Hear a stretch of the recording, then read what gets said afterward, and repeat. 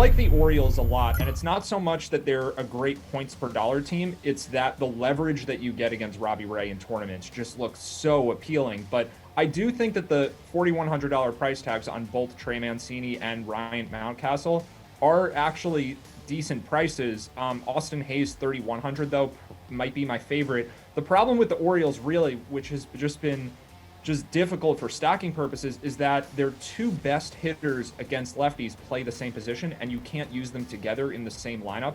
So deciding between Mancini and Mountcastle, who I think are roughly equal hitters, is really hard. So that's why I'm going with Hayes, who's a bit cheaper. But overall, I mean, I think that this is one of the better leverage spots we've seen in a while, where you have a pitcher in Ray who's coming off 2 monster games in a row, and his ownership just should be out of control, and you are almost certainly getting a very low team against him that actually has some upside.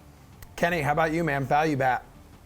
Yeah, I don't know if this constitutes as a value bet, but it's a guy that is a value. He's way too cheap here. It's Giancarlo Stanton at $4,600. I was prepared to talk about him as my favorite bat over $5,000 because all the guy has done is just rake for the New York Yankees. Now, the Yankees have emerged as one of the league's best offenses against lefties, which is crazy because last year they really couldn't hit lefties. This year, for the most part, for the first half anyway, they couldn't hit lefties. But it's a team with a lot of right-handed power bats. You'd expect them to eventually figure it out, and they have.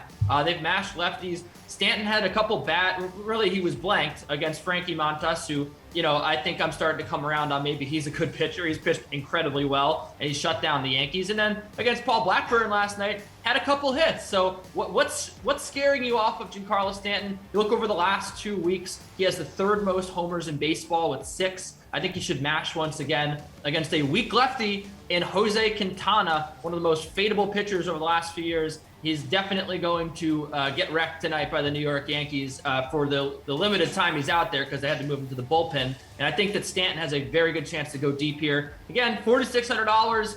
The price has come up from where it was, midweek last week, but still too cheap for me. I think that this guy has a lot of potential here. He's red hot. You want to ride that wave. When you get a hot Giancarlo Stanton, you want to keep rostering it.